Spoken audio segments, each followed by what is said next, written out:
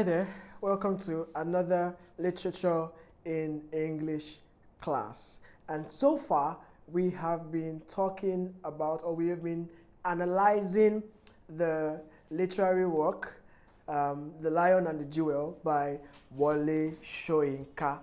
And it's a drama work, so we've been talking about it. We talked about Wole Soyinka as the playwright. We talked about, the plots, the story in brief summary. We talked about the story in brief summary. We talked about the setting, and we also talked about we started talking about the themes of the work. We talked about the theme of change. We talked about the theme of, the lion getting the jewel. We talked about the theme, the struggle between tradition and modernity, and we talked about the theme of change, right? We talked about the theme of change. We also talked about the difference between youth, the theme of youth and old age, basically, which was the last class. So if you are just joining us on this video, you are wrong. You have to have watched the previous videos so that you can, catch up with where we are, right? You will not understand what we are talking about if you do not watch the previous video. Thank you as you do so. All right, so today we're going to be taking the last theme. Of course, one thing about literature is that you cannot restrict what one person sees is not what somebody else will see, right? And somebody may see more than what somebody else sees. So you have to, don't restrict yourself to these themes, which is why I keep saying, and I'm saying again, as I've said in previous videos, that you cannot use this summary or this analysis as a comprehensive, study, or for a comprehensive study, right? No, it will not do you any good. You have to actually read the material. This is just an analysis, right? The things that we can pick out, the setting, right, to help you understand the work better. But you cannot understand the work better if you have not even understood, or if you've not even read the work. Okay, so basically, so we're going to talk about the last theme, which is the theme of beauty. The theme of the line between vanity and shrewdness.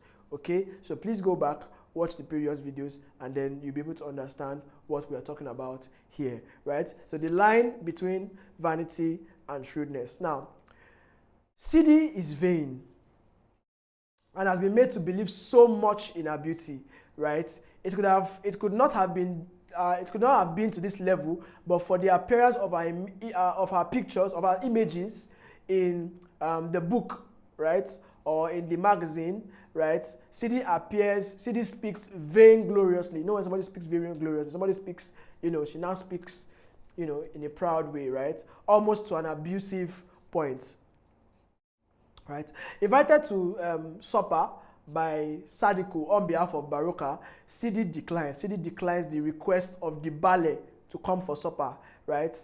Tell your lord that CD does not supper with married men. That's what she said in response to the invites of Baroka through Sadiku.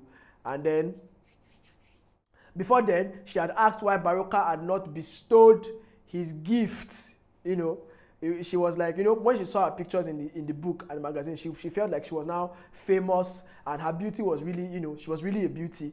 And then, she felt like she was on top of the world and she was requesting for gifts. She was asking why Baroka had not sent her gifts, to celebrate her beauty, right? So she basically asserts that Baroka merely seeks to raise his manhood above her beauty. He seeks to he seeks fame. So because CD was more prominent in the magazine, or her images were more prominent in the magazine, she felt that she was now above the Baroka, and that the Baroka just wanted to, the ballet or Baroka, yes, that Baroka wanted to just use her to, elevate his status and, get some fame too, right? But she was not going to have that, right?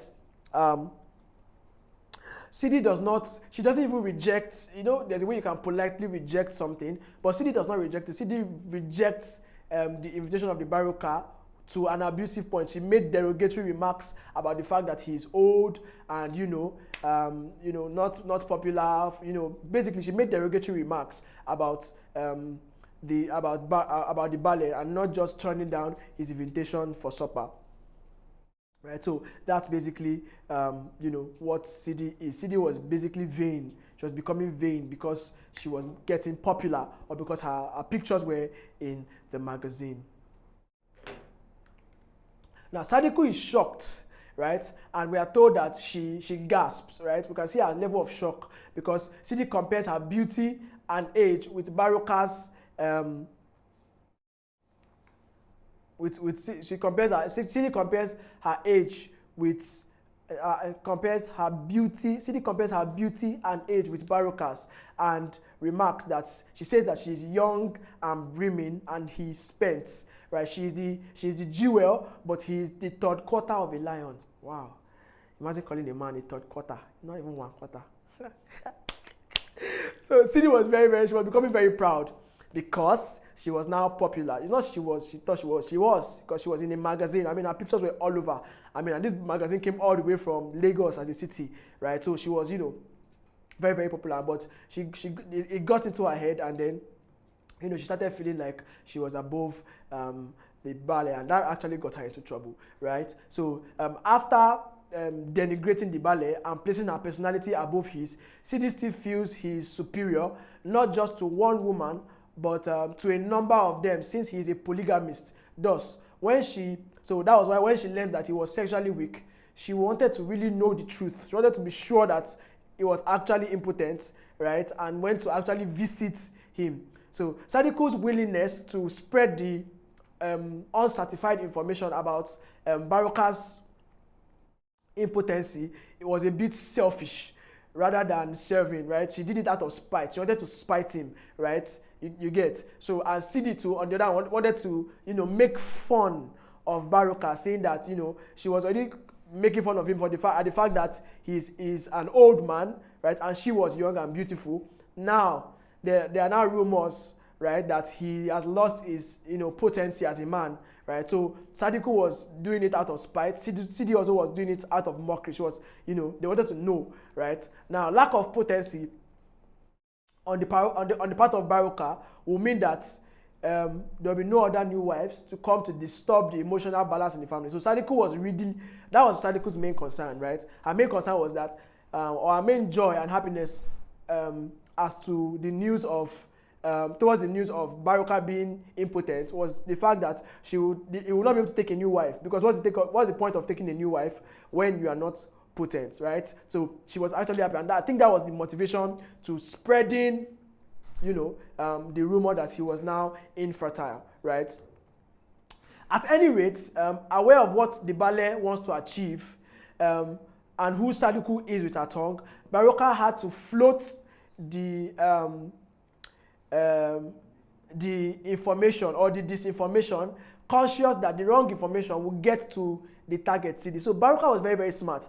Baroka knew that, he thought about what he wanted to achieve, which was marrying Sidi, and he knew that his wife was a blabbermouth, right? She could not keep her tongue to herself. She could not keep her mouth. She could not keep a secret. So he created an information that was not true, or he made her believe what was not true, knowing fully well that she would spread it, and in turn, it would get to Sidi. That's a very, very planned, it was a well-planned move, right? So he knew that telling her that would make her happy and she would spread the news, and Sidi would definitely hear about it. So in the process of trying to celebrate her lord's sexual failure, that's Sadiku we're talking about, Sadiku enables Sidi to get to know about it, right?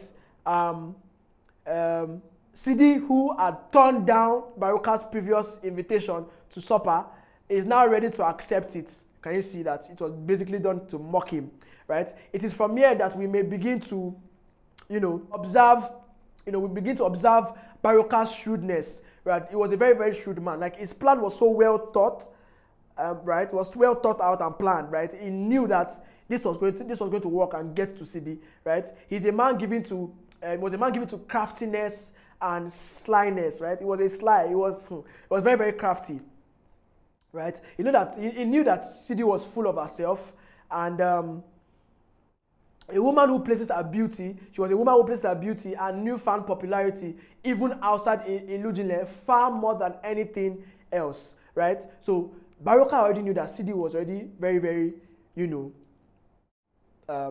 she was full of herself, right? She was placing her beauty and her newfound popularity, right, and fame, which was not just restricted to Ilujinle, was outside Ilujinle far more important. She made it more important than anything else. So knowing this, Baroka was working on Sidi's tendencies. He was working on her weakness. He's a man who was known to, who knows his own weakness and equally works on them. For instance, Lakunle gives the impression that Baroka is an enemy of modernity or novelty.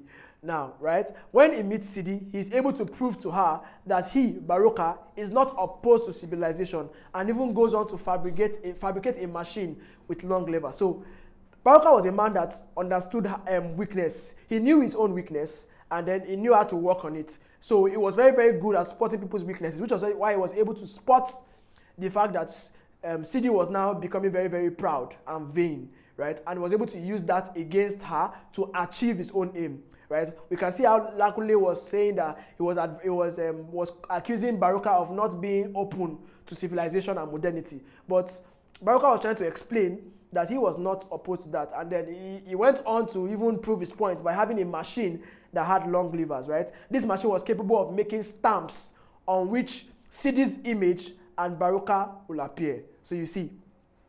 Now, this is the kind of thing that Sidi wants to hear, right? Not about eating with forks and knives, right? Like the way, Lakunle was going about it, right?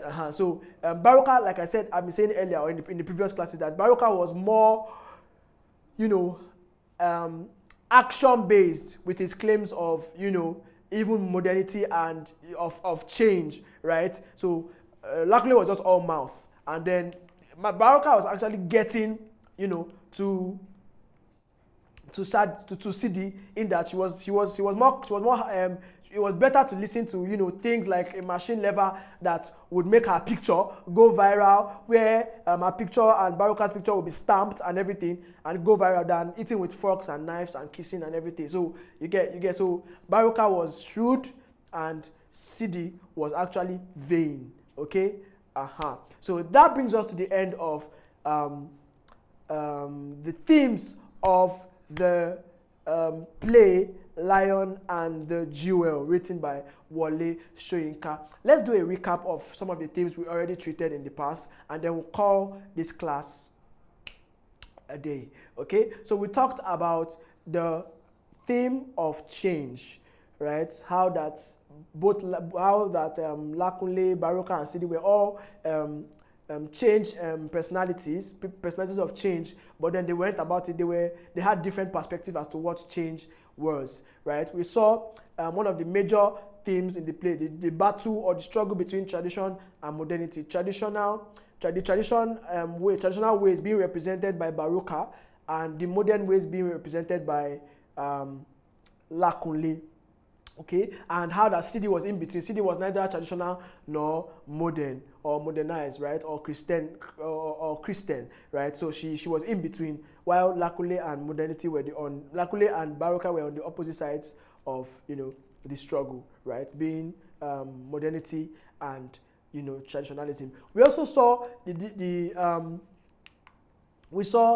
theme of how the lion got the jewel. The lion being Baroka and the jewel being Sidi, right? So we saw how Baroka was able to craftily make Sidi his wife. Okay. We also saw the theme of youth and old age. We saw the theme of youth and old age. How Lakunle represented the youthfulness, even though he made a wreckage of it, right? And Baroka, a representative of old age, but still modernized. All right. We saw now I went to the last one, which we just treated, the line between vainness and shrewdness. Okay, or vanity and shrewdness. How that Sidi became proud and vain in, you know, by the reason of our recent fame or our current fame by the pictures in the magazine, and how that Baroka showed very shrewdness and craftiness, you know, in, you know, his well thought out plan to lure CD into his chambers. Okay, that is about the themes of literature. Like I said, do not restrict yourself. You probably have figured, you've got to figure out other themes in the work of play. I mean, these are just the basic obvious ones. There are other ones that you would find if you read the work of play. Okay, so in the next class, we're going to be going into the characters of the play. So we're going to be looking at each of the characters one after the other, and we're going to be analyzing them. We're going to be analyzing their personalities, how they, you know, push forward the story of the play with their characters, their personalities, their, you know, their attributes, basically, right? So we'll see you in the next class on characters in the work of play, The Lion and the Jewel by Wole Soyinka.